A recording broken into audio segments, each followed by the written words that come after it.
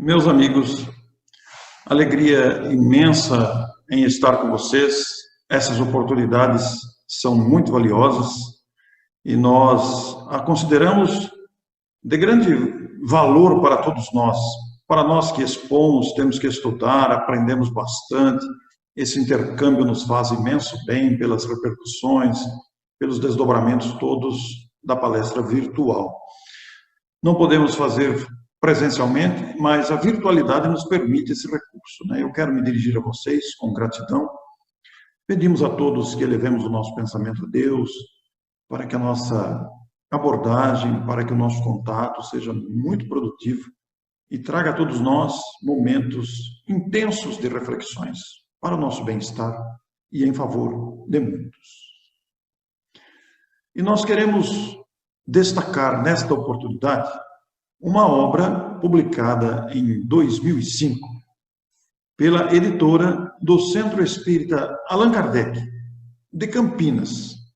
Então, a oportunidade é realmente conectada com esta abordagem.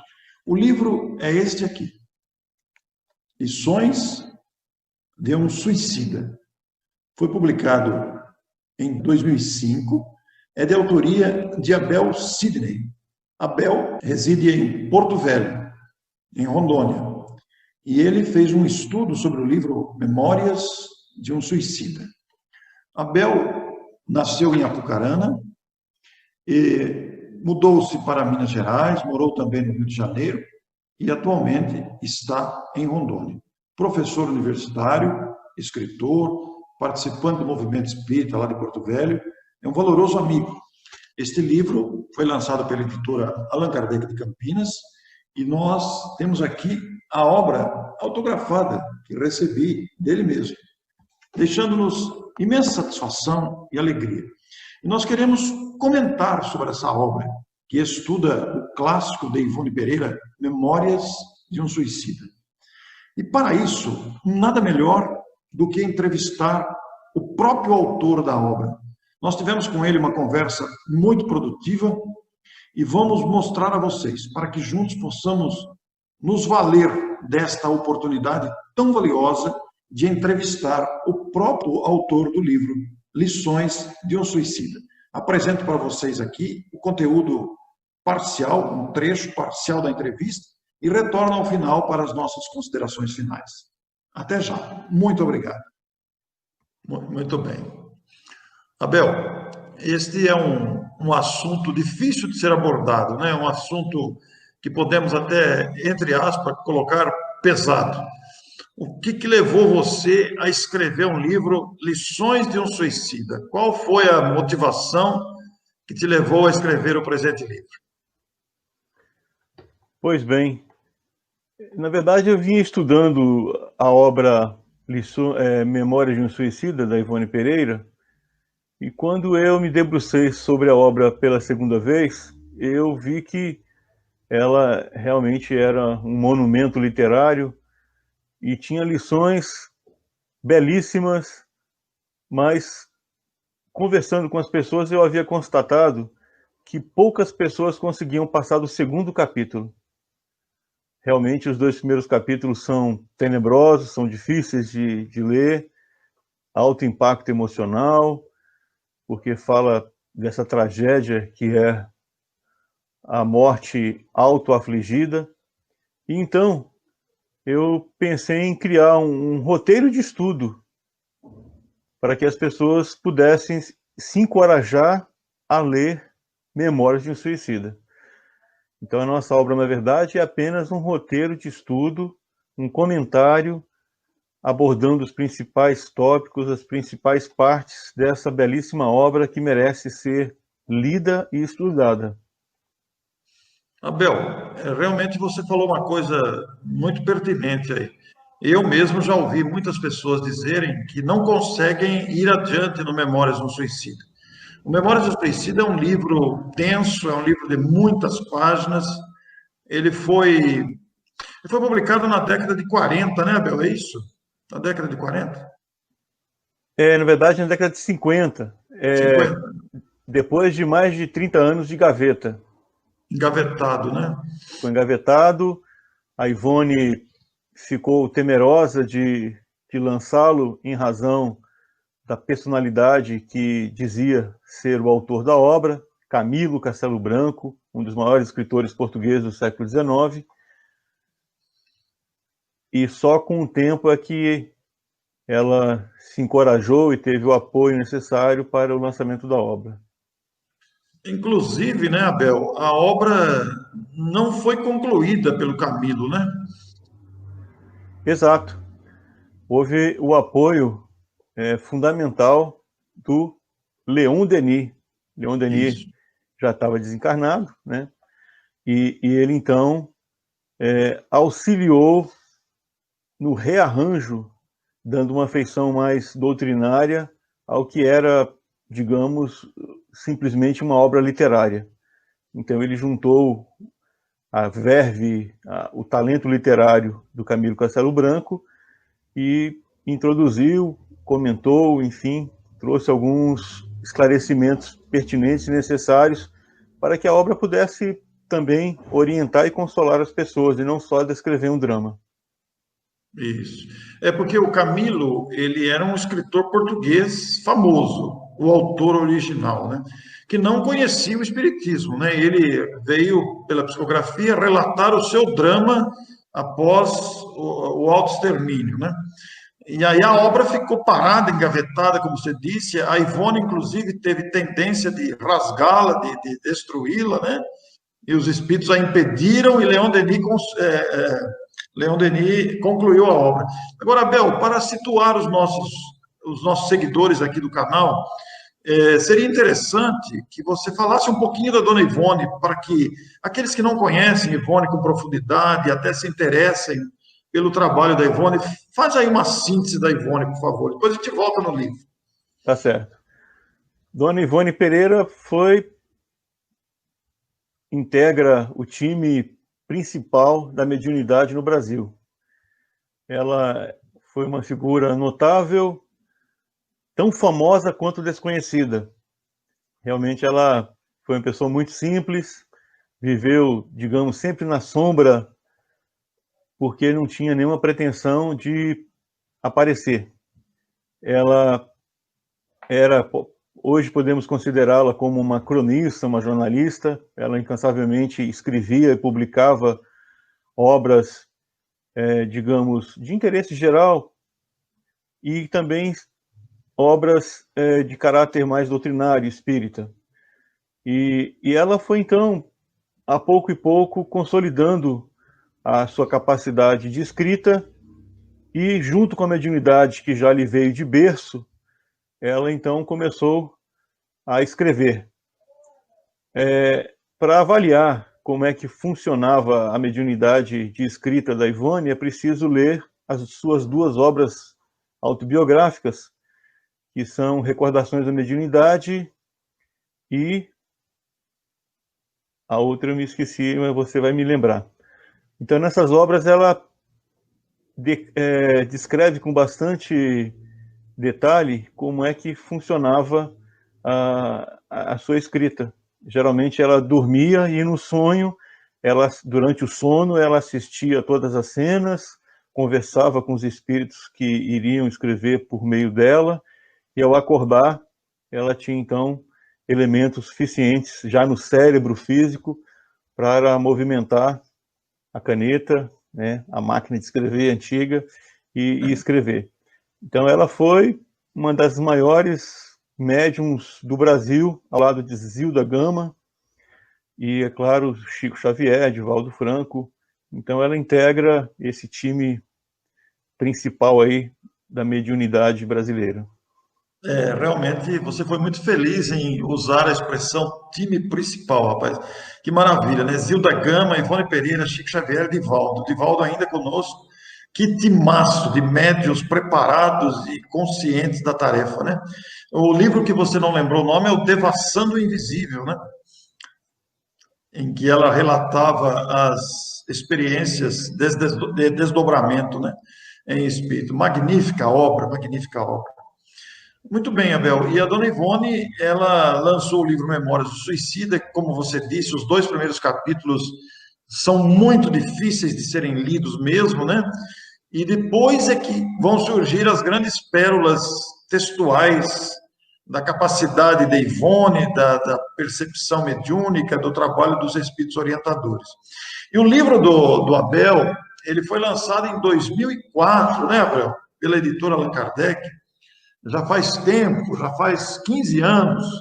E eu tive a honra de fazer o prefácio, que está assinado de janeiro de 2004. 16 anos que eu escrevi esse prefácio, no convite muito honroso do nosso Abel. O Abel, e depois desses 16 anos de lançamento, 15 anos, 16, como é que foi a repercussão do livro? Como é que você vê hoje?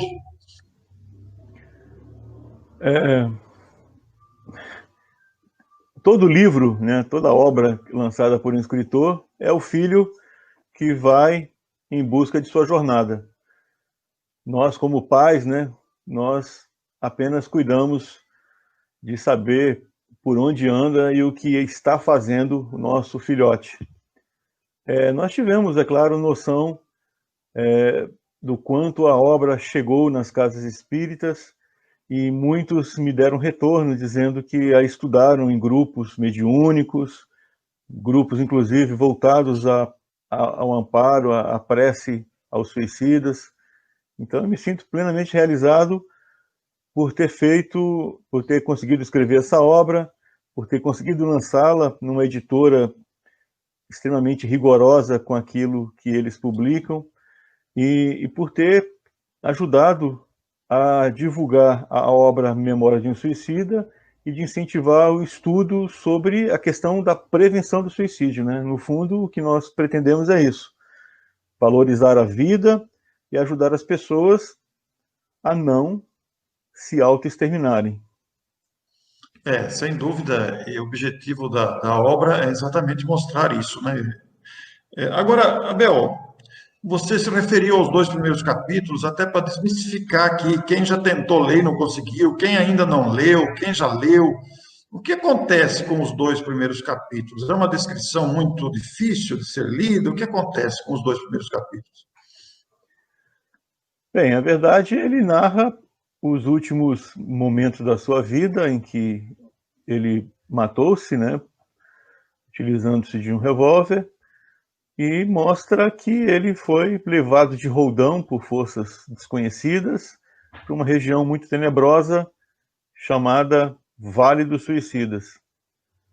Então ele vai descrever como é que é essa região muito sombria e como é que ele passou os primeiros momentos de muita perplexidade e de incômodo, porque ele continuava vivo, obviamente, e sentindo as dores do tiro que ele mesmo se auto-infligiu.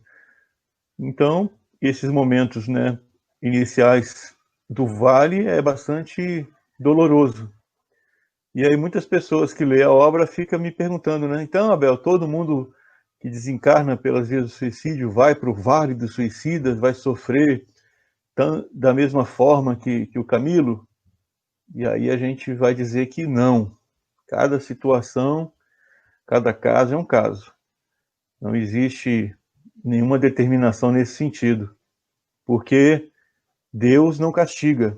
Então isso é uma coisa fundamental. Então não existe castigo divino, já que você se rebelou e interrompeu sua própria vida, então agora você vai sofrer as consequências. Isso só existe na cabeça dos homens, porque nós temos muito mais uma visão punitiva da justiça do que uma visão, digamos, restaurativa. Deus é um restaurador de almas.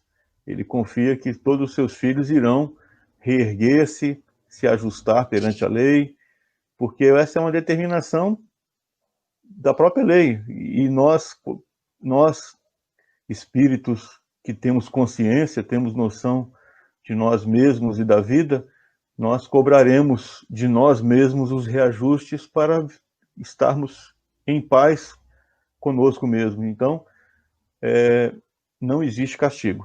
Então, o sofrimento experimentado por qualquer espírito após a morte é consequência natural dos nossos atos. E, naturalmente, dependendo do tipo de morte e da situação em que se encontra aquele que partiu, em condições, às vezes, muito complicadas, as dores serão ampliadas como consequência natural, não que exista algum determinismo divino nesse sentido.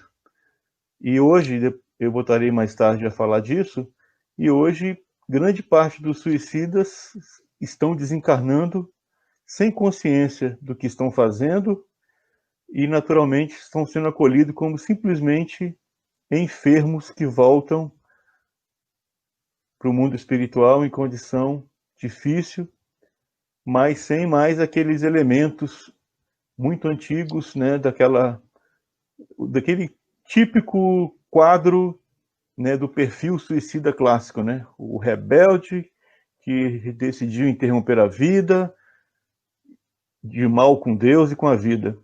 Então, hoje as coisas mudaram muito. Hoje o perfil do suicida é bem outro.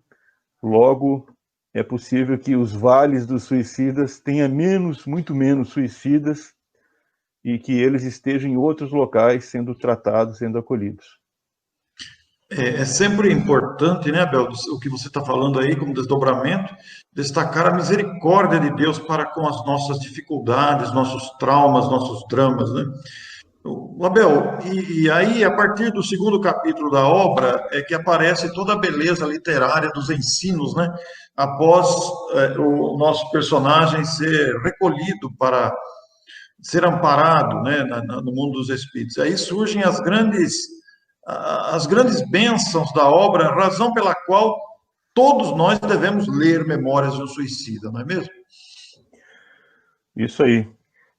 Então, a partir do terceiro capítulo, Camilo Castelo Branco e aqueles que lhes são mais próximos por afinidade são recolhidos no chamado hospital. Eles são recolhidos pela Legião dos Servos de Maria e vão para uma espécie de complexo hospitalar, onde começa o longo tratamento para que eles recuperem a saúde, digamos, físico-astral, ou seja, a harmonia do próprio corpo espiritual, né, do perispírito, porque muitos estão ainda com as marcas do tipo de morte que experimentaram, e a partir dali eles vão também curar-se emocionalmente, porque uma das coisas mais tenebrosas para um suicida é descobrir que tentaram morrer e não conseguiram. Estão vivos e sofrendo a consequência mais direta do ato que praticaram. Abel, e a sua obra, Os Lições de um Suicida, que se baseou completamente no Memórias de um Suicida, elaborou, então, um roteiro para estudar a obra original, foi isso? Basicamente isso. Então, obviamente que eu reconto a história, mas a ideia foi pegar os principais tópicos, discutir os assuntos que são mais importantes para nós hoje e, de alguma forma, pedir para o leitor ler junto o Memórias de um Suicida, se encorajar a enfrentar as 500 e poucas páginas dessa obra maravilhosa, escrita, claro, num português mais arcaico, mais clássico e com as suas dificuldades naturais. Mas é uma obra que vale muito a pena pelo vigor, né? O Camilo não economizou nas tintas para descrever o seu drama e para nos alertar, olha, não vale a pena. A vida vai continuar e é bom que ninguém chegue antes do tempo no mundo espiritual, porque isso não é um bom negócio. É muito importante dizer isso, né? Porque o propósito da obra e também do livro que você fez estudando é justamente valorizar a vida, né, Abel? O que nós desejamos e os espíritos desejam igualmente nesse esforço literário, inclusive, trazendo um exemplo vivo, né? É valorizar a obra, porque o próprio protagonista, o nosso Camilo, o escritor português que que trouxe a própria experiência, ele se confessa, né, nessa direção, não é mesmo? Exato. E hoje, com os complementos que, por exemplo, o André Luiz traz em suas obras, a gente vê que, lamentavelmente, grande parte de nós ainda parte antes do tempo, né? Existe hoje o conceito de suicida consciente, inconsciente, direto e indireto. Então, são raros aqueles que conseguem cumprir o tempo de vida que lhe foi destinado na Terra. Então, a maioria de nós ainda não consegue voltar no tempo certo. Então, aqueles que acabam voltando muito antes enfrentam consequências naturais, né, desse retorno precipitado e às vezes desastrado. Então, daí o alerta para que a gente viva melhor, viva com qualidade, com serenidade, com sensatez, para que a gente não só cumpra o tempo de vida que nos foi dado, mas de repente até estenda um pouco mais, né? Porque nós sempre temos muito que realizar. E aqueles que despertam para essa realidade, da importância de cada minuto, de cada segundo aqui na Terra, claro que tentarão viver bem, viver de forma plena cada instante, para poder se aperfeiçoar, para poder deixar um legado. E hoje, né, conforme os nossos cabelos vão se embranquecendo, a gente vai tendo noção disso, né, muito clara. Meu tá pior que o seu, você viu? Pois é. Mas é uma coisa legal que eu tenho dito, né, até para os meus filhos, que vale a pena, assim, as lutas todas valem sempre a pena, que chega um tempo em que a gente começa a ser visitado pela paz e pela serenidade. É uma sensação muito legal, muito boa. É como se dissesse, olha, vai, meu filho, você está no caminho certo, prossiga aí, não desista. Isso dá uma satisfação muito grande, né? Você falou coisa muito importante aí, porque o suicídio direto e indireto, o indireto provocado pelos vícios em geral, né? Os exageros de todo tipo. Você valorizou aí a qualidade de vida que a gente deve procurar. Você falou da serenidade, que são pontos fundamentais para a gente procurar estar em paz com a gente mesmo, né? Viver com alegria, viver com gratidão. E, Abel, numa obra tão densa como aquela, quais os principais pontos que você destaca para quem está nos ouvindo, até para que busque ler aquela obra? Pois é interessante, porque essa obra acaba revelando, assim, de forma muito simples, a transformação do limão em limonada. Ou seja, uma tragédia, uma experiência muito trágica, muito terrível na vida desse personagem, né, dessa pessoa que foi o Camilo Castelo Branco.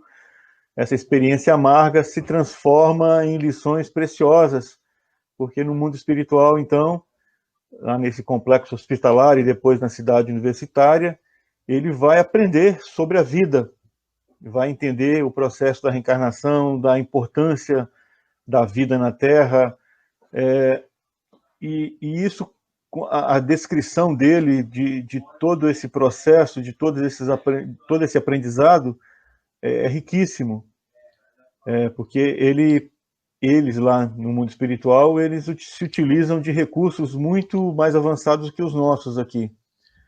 Então, um desses recursos é a regressão de memória. Então, em inúmeras partes da obra, há esse elemento que é utilizado como último recurso para mostrar a importância do encadeamento das vidas. Às vezes a justiça só se revela quando a gente passa a ter uma noção mais ampla de quem fomos no passado mais distante e o que os nossos atos desse passado vai repercutindo e vai trazendo, então, consequências para as nossas vidas mais atuais, até a vida presente. Então, essas lições são fundamentais. Eu recomendo muitíssimo a leitura detida, cuidadosa dessa obra, porque vai nos mostrando a importância de vigiarmos e orarmos, de resistirmos diante das tentações do mundo, das ilusões, para que a gente não se precipite, não faça nada que possamos mais tarde nos arrependermos. Então, basicamente, essa é a grande lição. São lições vivas, muito tocantes, muito fortes. Que bonito ouvir você falar assim, viu, Abel? Valorizando a experiência de viver, né?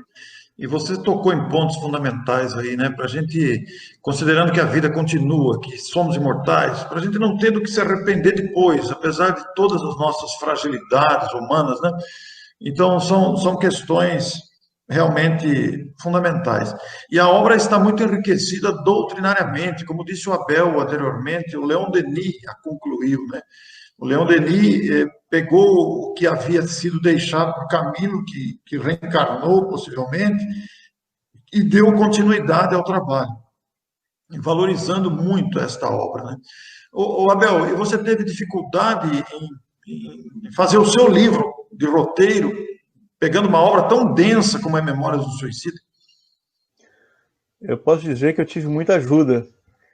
E, curiosamente, quem me auxiliou, eu vim descobrir isso anos depois, eu havia anotado nos rascunhos que eu fiz da segunda leitura da obra, quando eu já comecei a estabelecer o roteiro de estudo, eu tinha notado lá que uma escritora brasileira chamada Maria Júlia iria me auxiliar.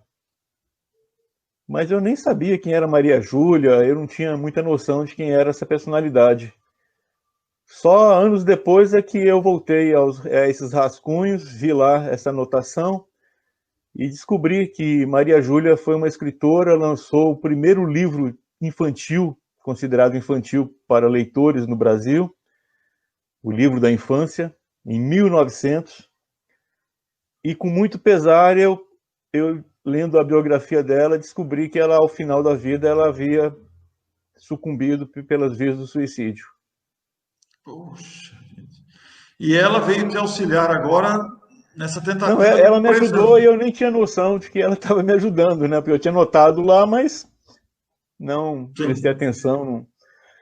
Enfim, o auxílio sempre vem, né? Na verdade, nós, escritores, escrevemos em grande parte sob a inspiração, sob o amparo, e às vezes o processo da inspiração é fantástico, né? Eu, por exemplo, escrevi uma história para as crianças chamada Palavras, o Vento Leva, e só descobri, veio o título, achei bonito, né? Anotei, comecei a escrever história, só no 4º capítulo é que eu percebi o porquê do título. E aí a história é belíssima, toda vez que eu leio eu mesmo choro emocionado, porque eu sei que a história ocorreu e eu simplesmente ambientei ela num outro local que não o original, né? Ela virou uma história amazônica, eu ambientei aqui na nossa região, em Rondônia. Então, a escrita guarda muitas surpresas, e existem muitos relatos, né, de muitos escritores que contam essas façanhas a muitas mãos, né? A gente escreve, mas nunca estamos sozinhos, principalmente quando é uma obra de interesse maior, público, né? Nós estamos aqui também para nos reeducarmos e auxiliar os outros na sua reeducação. Para os amigos que estão nos vendo, nos ouvindo, o Abel é autor de muitos livros, inclusive infantis. Quantos livros publicados, Abel? Pois é, eu acabei me tornando editor, né? Nós temos aqui em Rondônia a Temática Editora, e eu já publiquei para os outros mais de 100 livros, e o meu mesmo só um. Da minha editora, só um. Como nós temos também um programa de leitura, no programa de leitura eu escrevi mais de 30 histórias. Grande parte delas foi para as escolas, foi lida e estudada pelos alunos. E agora é que eu vou começar a cuidar, assim, digamos, do autor, mais da minha vida literária. Aí o que eu tenho feito é publicar no Facebook, Instagram, pequenos poemas, pequenas histórias, mas é bastante estimulante a vida literária. Mas, curiosamente, a minha grande paixão não é a literatura, é a música. É a música. Oh. Verdade. Não sabia disso. Te conheço há quanto tempo, não sabia disso. Inclusive, eu era jovem e tive um sonho com Chico Xavier. Chico Xavier estava encarnado. E no sonho eu chegava, ele estava numa sala muito simples, só tinha uma cadeira, uma mesa, enfim.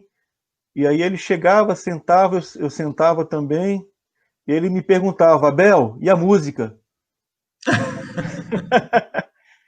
Então eu estou vinculado à música já há muito tempo, mas nessa encarnação não me permitiram trabalhar mais diretamente com ela, porque ela me embriaga profundamente, eu perco fome, noção de tempo, então acho que ainda não estou preparado. Talvez na próxima eu consiga retomar com mais. Então é minha paixão. E você exerce função mediúnica ou não? Você é médium psicofônico também, psicógrafo? Não, não. No trabalho mediúnico eu sou dialogador.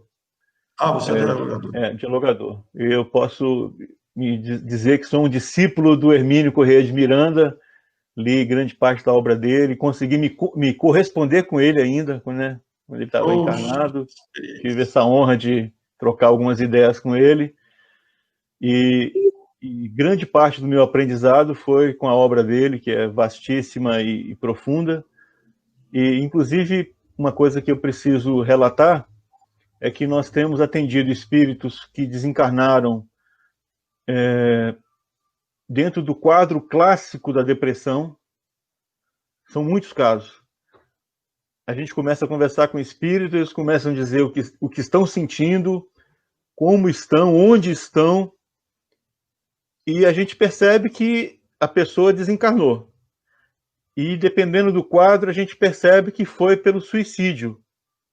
Mas eles não registraram, eles não têm noção nem que morreram, nem que se mataram. Então, nesses casos, e não só apenas eu tive essa experiência, muitas pessoas também tiveram essa experiência com esse tipo de situação. Então a gente não fala, não comenta sobre a vida após a morte. A gente não. Você pega e imagine, a pessoa desencarnou numa profunda depressão, se matou de forma inconsciente, induzido ou não por obsessores, sim, etc, etc. E aí simplesmente você vai dizer: meu irmão, você desencarnou, você já está... Seria uma violência inconsequente até. E então o que nós temos feito? Quando a gente percebe esse quadro, a gente simplesmente convence essa pessoa a fazer um tratamento. E aí a gente usa os recursos, né, para impressioná-los, né? Não, nós temos um hospital de altíssima qualidade, gratuito, onde nós temos todos os tipos de profissionais e você vai curar este seu mal. O problema é que você ainda não encontrou os melhores recursos, mas nós temos. E eles vão embora felizes da vida para o tratamento. Mas, em alguns casos, é nítido que eles desencarnaram nessa condição.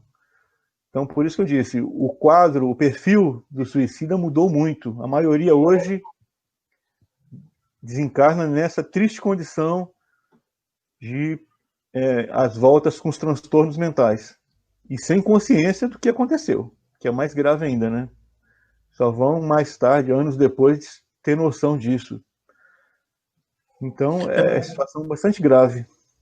Você levanta um ponto muito importante em tudo que você está falando, porque a gente sempre tem há uma tendência humana de classificar o suicídio como algo calculado, né, antecipadamente, mas nem sempre né, Abel? Porque nós temos muitos casos, como você citou aí, de depressão aguda, e a pessoa não suporta e nem sabe o que fez, né? Então é muito grave e realmente muda o perfil do suicida mesmo.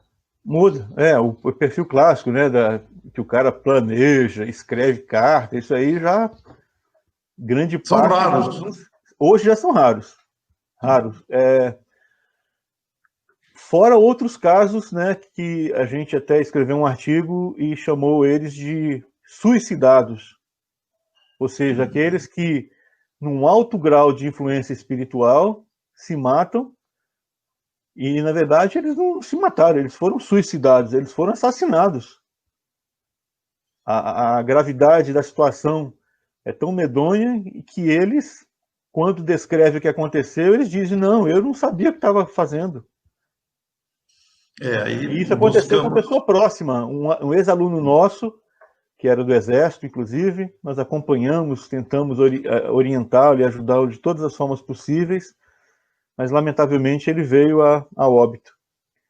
E aí a mãe dele, lá em Goiânia, nos relatou depois que ele se manifestou no centro espírita e disse, olha mãe, no momento da minha morte, eu não estava lá, eu não puxei o gatilho. E como complemento, assim, que foi interessante, que mostra, digamos, até a veracidade dos fatos, ele disse, olha, eu vou reencarnar logo. Ou seja, ele foi assassinado. Foi envolvido numa terrível trama. Lamentavelmente, obviamente, não conseguiu forças para obstar isso, para conseguir superar. Mas o obsessor, obviamente, ou os obsessores, foram responsáveis pela morte dele.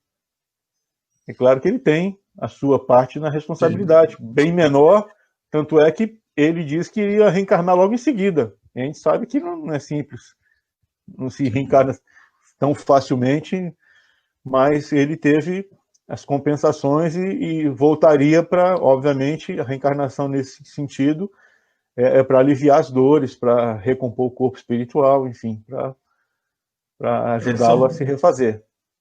Muito importante o que você está dizendo, viu, Abel? Porque, em termos de autoextermínio, nós não temos o direito de julgar, né, de forma nenhuma, porque os processos obsessivos têm um peso considerável na maioria dos casos, né? E realmente o nosso objetivo é valorizar a vida. E nós temos muitos. Inclusive, tem uma pergunta aqui, Abel, que a pessoa está fazendo, que a pessoa teve uma época que viveu a síndrome do pânico e vinha os pensamentos suicidas. A pergunta é, se esses pensamentos suicidas podem ter vindo de experiências anteriores? Pode. Na verdade, hoje se sabe que o Homo sapiens está aqui na Terra há 15 mil anos. Então, eu já estive calculando que se nós estivemos aqui desde o início, né, nós já vivemos em torno de 1000 encarnações. É muita coisa, hein? É muita coisa, nós já vivemos muitas vidas, né? Então é quase que impossível se encontrar alguém na Terra que não tenha em algum momento se suicidado ao longo dessa longa trajetória. É claro que alguns fizeram isso muito mais vezes e por N razões, até porque viveram em sociedades em que isso era visto como algo honroso.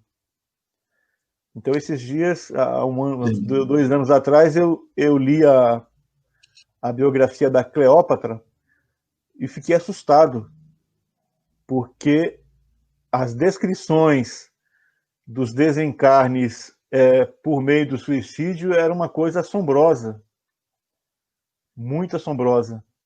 Enfim, todo mundo se matava ao findar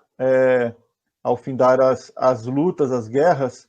Era muito comum as pessoas se matarem. Ou seja, os perdedores honrosamente se matavam achando que isso era a melhor solução. E aí eu fiquei assim assustado com a situação. E aconteceu há 2000 e poucos anos atrás. Então, muitos de nós trazemos esses traumas, essas matrizes espirituais do autoextermínio. E a gente renasce, obviamente, para mudar, para superar. Agora, então, por isso eu sempre digo, não, se você um dia pensou em se matar, bem-vindo ao clube. 100% das pessoas praticamente no planeta, em algum momento da sua trajetória de vida, pensa em se matar. Isso digamos, é muito comum. Mesmo os grandes homens. Gandhi pensou em se matar, enfim, as biografias estão aí cheias de exemplos nesse sentido. de pessoas que em algum momento passou pela cabeça a ideia do autoextermínio. Então, isso não deve nos desmerecer, nos fazer achar que nós somos a pior das criaturas.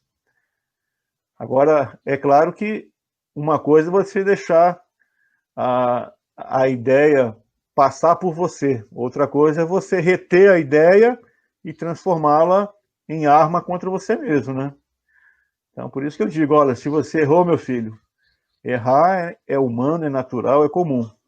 Agora, ficar caído, se lamentando ou insistir no erro é que é o problema. Então, caiu, levanta rápido, sacode a poeira e recomeça, né? Sem culpa, sem drama, porque hoje o outro grande problema também é a tal da culpa, né? Nós tivemos experiências trágicas, históricas, coletivas no passado que nos induziram a achar que Deus castiga, que não tem solução, que o que nós fizemos é medonho e logo para crimes hediondos Deus não perdoa, enfim. Então, quanta gente hoje carrega sofrimento por absoluta, enfim, não tem necessidade, né? São coisas que as pessoas levam, cargas tóxicas de culpa, de mágoa, disso e daquilo, quando poderia deixar isso para trás. Não precisa viver esse drama, não precisa se autopunir.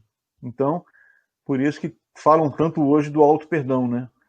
Porque sem auto-perdão, sem você considerar que você é humano e que você está sujeito às experiências também de erro, a gente não vive. Então, errar é humano, faz parte da experiência, e a sabedoria está em aproveitar o erro, aproveitar as experiências e se refazer o mais rápido possível, da forma melhor. Abel,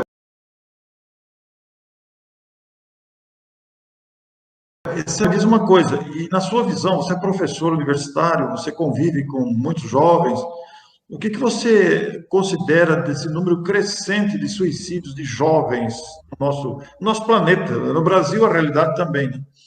O que você pensa sobre isso? Pois é. Na verdade, estou um pouco afastado da sala de aula, mas a gente está sempre vinculado à educação e convivendo tanto dentro de casa quanto fora com jovens, com pessoas e com muita gente vinculada à educação. Na verdade, nós estamos passando por uma situação difícil, que é a transição, né? Só que essa transição apenas começou, né? Dizem que alguém perguntou para o Chico Xavier há anos atrás que a pergunta era a seguinte: olha, Chico, como dizem que vamos ter aí uma passagem do planeta para um outro nível, o planeta vai se transformar numa terra de regeneração e teremos dias melhores. Quanto tempo vai demorar isso, Chico? E o Chico, possivelmente inspirado, disse: não, pouco tempo, uns 500 anos. E é isso mesmo, gente, não tenhamos ilusão. As mudanças de mentalidade mais profundas só são operadas, só são possíveis de ser concretizadas no tempo de longa duração. A história mostra isso. Então não tenhamos ilusão de que nós vamos ter, a partir do ano tal, mesmo que reencarne todos os grandes homens do passado, e vão reencarnar, estão reencarnando, mas nós temos que levar em conta um fator: a educação das massas. O Emmanuel sempre discutiu isso de forma veemente. A massa, o povo, o público, enfim, sempre foi desprezado, sempre foi manipulado, sempre foi... E aí nós estamos vendo o efeito disso. As pessoas não estão preparadas para viver como cidadãos, de forma mínima. Então nós não estamos cumprindo com os nossos deveres. Há falhas graves, e nós todos somos responsáveis por isso. Então, se nós não conseguimos educar o povo, o que o povo vai nos trazer de volta? Tudo isso que a gente está vendo. A inconsequência. Então, hoje nós temos que fazer um grande movimento em favor da educação pública, laica, enfim, educar as pessoas para as coisas mais básicas. Senão, a gente não vai ter nunca um planeta de regeneração. E hoje, se tem alguns países do mundo onde já existe uma relativa paz, onde as pessoas vivem se respeitando umas às outras, isso só existe porque ou reencarnaram lá espíritos mais experientes, ou eles já conquistaram, por meio da educação pública, essa condição de respeito mútuo, né? Os países nórdicos, alguns países lá da Ásia, não tem mistério. Educa um povo e você terá paz, você vai colher os frutos. Agora nós desprezamos a educação há quanto tempo? Da boca para fora, todo mundo diz que é a favor. Mas cadê as ações sérias para educar? Então tá aí o caos. E aí, no meio de tudo isso, o que acontece? As pessoas despreparadas para tudo vão se fragilizar, obviamente, porque não vão conseguir emprego, não vão conseguir trabalhar, não vão conseguir se realizar. E se as pessoas não conseguem ativar os seus talentos para a criação, elas vão desviar essas forças para onde? Para a destruição. Erich Fromm tem textos belíssimos sobre isso, porque ele estudou profundamente essa questão. Então, se nós não encaminharmos as pessoas, não as educarmos para a arte de amar, e a arte de amar significa cuidar, né, estar atento ao outro, se nós não canalizarmos as forças para a criação, nós vamos ter pessoas utilizando as mesmas forças para a destruição. Então, hoje o mundo está assim. Muito fácil de explicar. A boa notícia é que tudo isso é passageiro. E temos a lição belíssima de uma filósofa alemã americana chamada Hannah Arendt, e ela estudou justamente o nazismo. E a pergunta que ela se fazia era: como é que pessoas inteligentes, sensíveis, conseguiram fazer tanto mal? E aí ela disse: olha, essas pessoas não eram demoníacas, não estavam envolvidas, né, no sentido demoníaco, satânico da palavra. Elas simplesmente foram afetadas por um sentimento que ela chamou de banalização do mal. Ou seja, há momentos em que as pessoas perdem a noção das coisas. E aí o mal vem e as pessoas começam a praticar o mal como se fosse uma coisa banal. Mas ela disse, o mais importante é isso que ela disse, é que ela dizia que esse mal, quando se banaliza, ele é como um fungo que fica apenas na superfície, mas não atinge o cerne, o coração do homem. Ou seja, nós estamos salvos. Então, o mal é sempre um fungo que cobre a superfície, mas não atinge a essência. Porque tudo isso passa porque as pessoas também despertam depois, ficam traumatizadas, porque elas começam a pensar: meu Deus, como é que eu pude acreditar naquilo que disseram? Por que eu apoiei isso ou aquilo? Como é que eu fui capaz de defender, por exemplo, a escravidão, ou a morte dos judeus, ou qualquer outra coisa? E hoje nós estamos vendo isso de novo. As pessoas, muitas por fragilidade, estão acreditando que o ódio, que a força vai resolver os problemas da nação, do mundo. Então tá aí. Que coisa, hein, Abel? Que profundidade a sua reflexão, né? Não é pessimismo isso, de jeito nenhum, na realidade palpável, né? E a gente só diz aqui, enquanto você falava, eu pensava, não como pessimista, eu não sou pessimista, eu sou um cara muito otimista e entusiasmado, mas eu pensava assim... É um otimismo realista, né? Oi? Pobre Brasil, né, rapaz? Pobre mundo, porque as pessoas estão fragilizadas, gente. Nós não fomos educados para fazer diferente. Estamos colhendo décadas e décadas de deseducação, de desinvestimento, de negligência dos nossos governantes. E não só dos governantes, mas da nossa elite, né? Da nossa elite. Então, só para você ter ideia, né? Eu sempre gosto de lembrar algumas coisas do passado, do Brasil mesmo, né? A gente sabe que, como espírita, que nós temos dois grandes karmas coletivos, né? O Divaldo sempre fala disso. Guerra do Paraguai, né? Nós nos metemos numa situação terrível, né? Destruímos um país vizinho sem necessidade. E no Brasil do Mundo, naquela obra do Humberto de Campos, né? Brasil, Coração do Mundo, Parte do Evangelho, é narrado com toda clareza, né, os esforços que a espiritualidade fez, mas não conseguiu impedir que Dom Pedro II, né, consentisse e deixasse a guerra acontecer. Então nós estamos pagando caro por isso até hoje, e obviamente o outro grande karma coletivo nosso é a escravidão. Nós somos o último país a libertar os escravos. E não é porque o Dom Pedro, a princesa Isabel, a imperatriz Leopoldina fosse contra. Não, eles eram pessoas esclarecidas, do bem, enfim. Eles tinham lá seus bons sentimentos. Mas os nossos governantes na época, deputados e senadores, eram quase todos donos de escravos e não concordavam. Então nós tínhamos uma classe política dominante na época que era escravocrata. Bezerra de Menezes viveu ainda nessa época, e era um político, e era contra a escravidão, era a favor, né, de outras ideias. Então, por exemplo, a gente vai ler a biografia do Barão de Mauá, a gente chora. O que ele sofreu para trazer a indústria para o Brasil, para desenvolver os negócios aqui, foi uma coisa absurda. Ele foi um herói, assim, da maior grandeza, pela resistência diante de um ambiente totalmente adverso. Porque, obviamente, naquela época, escravidão e monocultura era o que se predominava, né? Quando você falava em construir uma fábrica, você era chamado de louco. Então, olha só.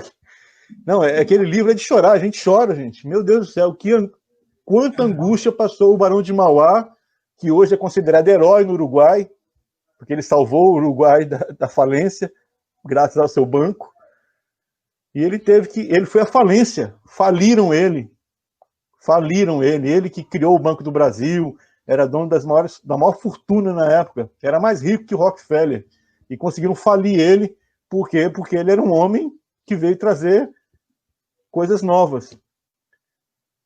Então, por isso que eu falo, mudança de mentalidade só com o tempo, e só com a educação. Não é à toa que Kardec, né, como o grande educador, como o professor Rivaio, como educador, ele sabia disso. A transformação é pela educação. Então, hoje nós estamos aí perdidos, às vezes não sabemos por onde caminhar, porque perdemos muitos referenciais. Então, a doutrina espírita hoje, para quem consegue estudá-la e senti-la, é um referencial fantástico. Hoje, ser espírita é sinônimo de salvação, porque a gente consegue ter serenidade diante desse quadro todo, porque a gente sabe que tudo isso vai passar.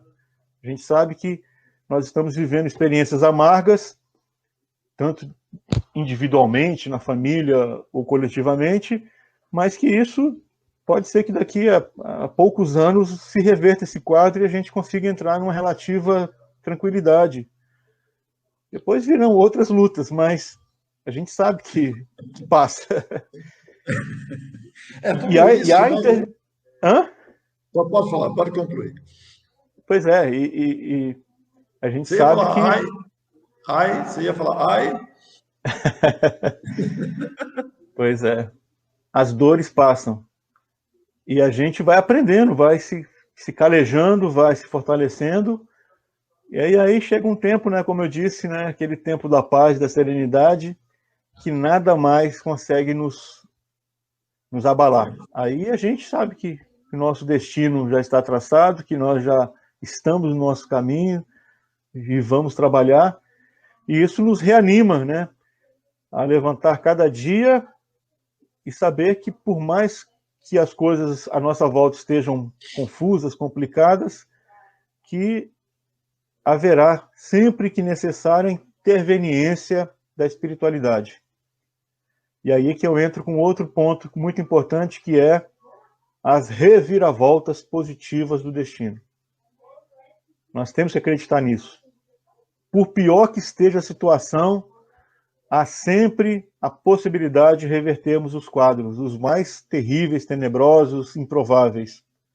Não precisa acreditar em milagre, não. É só acreditar que Deus age, a espiritualidade atua, e mesmo sem mérito, a gente não tem mérito, né? De modo geral, poucos têm mérito. A gente tem que sempre se socorrer dos empréstimos, das moratórias, enfim, da misericórdia divina. Mesmo sem mérito, nós podemos acionar o banco da providência, pedindo a Deus: Senhor, me ajuda aí, me dê mais um empréstimo, me ajude mais um pouco, eu preciso superar também este momento. E aí a gente segue adiante. Mas tem que acreditar. Aí a importância da fé viva, forte e atuante. Fantástico, Abel, fantástico. E o mais interessante, né? A Marinês está dizendo aqui, gente, eu como historiadora estou encantada com essa parte histórica. E tudo isso que você falou, Abel, tudo isso que se aplica aos casos de suicídio, né? Porque as pessoas se sentem atoladas, se sentem pressionadas, né? E aí apelam a esse recurso extremo. Mas olha que maravilha tudo que você nos disse. Agora, Abel, bom, eu vou, para quem chegou agora, eu vou mostrar novamente aqui o livro do Abel, Lições de um Suicida, foi editado pela editora Allan Kardec, Abel Sidney, que é professor, um estudo do clássico Memórias de um Suicida. Abel, tem a versão digital na Amazon. Já tem a versão digital. Que tem bom. no estante virtual, para quem mora Nordeste, Norte, é mais barato. Comprar pelo estante virtual, porque o frete é mais em conta. Eu mesmo só compro deles.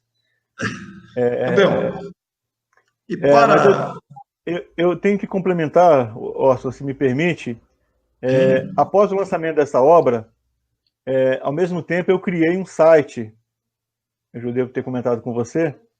Eu criei um site em 2004, mais ou menos, um pouco antes até do lançamento da obra, porque eu percebi que não existia no Brasil nenhum local na internet onde se concentrasse experiências sobre prevenção do suicídio. Então eu criei um site chamado Suicídio, né? Suicídio, conhecer para prevenir.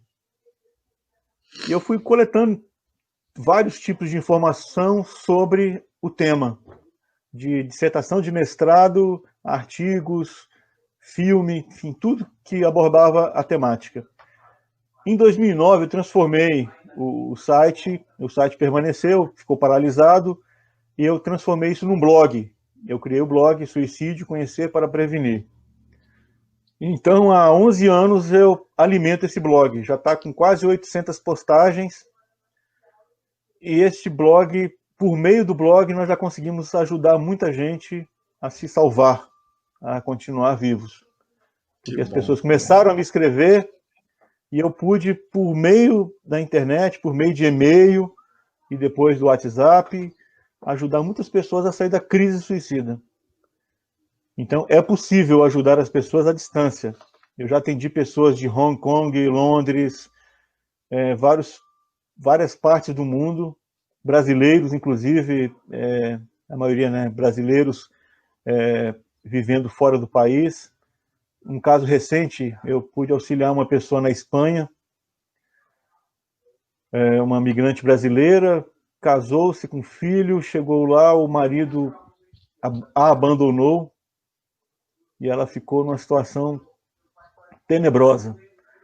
E aí ela não queria contar para a família a situação que ela estava vivendo, passando fome, uma situação realmente muito complicada, além do câncer. E aí, graças ao auxílio de algumas pessoas aqui no Brasil, vinculadas à prevenção do suicídio, nós conseguimos acionar uma psicóloga na Espanha, que conseguiu atender essa pessoa, e ela conseguiu se reerguer, se refazer, e prossegue. Então, felizmente, nós tivemos experiências assim, notáveis por termos conseguido conversar e convencer as pessoas a seguirem nas suas vidas, Sim. algumas bastante complicadas, assim, muito resistentes às orientações.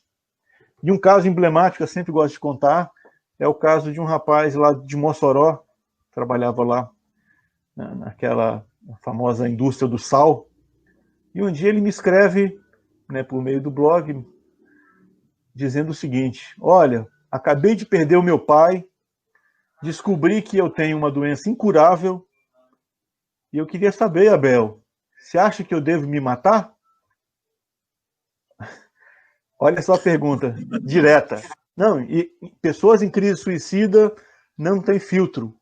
Elas falam as coisas mais absurdas possíveis.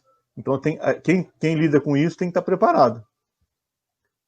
É mais complicado um pouquinho do que o atendimento fraterno. Que eu trabalhei, né, no centro espírita, no atendimento fraterno, a gente recebe pessoas que contam coisas que nunca contaram para ninguém e a gente fica assustado. Mas pessoas com crise suicida, eles perderam as esperanças, perderam algumas referências e eles então falam tudo que sente. Eu disse, olha, já que você não tem nada a perder, no seu lugar, se fosse eu ia aproveitar. Eu ia fazer tudo que não pude fazer, eu ia visitar lugares que eu nunca sonhei que pudesse ir, eu ia aproveitar cada segundo e ia morrer muito feliz. E ele pescou a ideia, rapaz. Ele pescou a ideia. E Um dia ele fez. me ligou, todo tímido, me ligou, chegou a ligar em casa, agradeceu. A última notícia que eu tive dele foi por meio do Facebook. Foi quando eu vi a foto dele visitando a Aparecida do Norte. Olha só. Enfim, ele reatou os laços com a fé Que e deve ter beleza. vivido bem os seus... Se é que não prosseguiu, né? Porque às vezes a doença é muito mais, né, psicossomática e tal.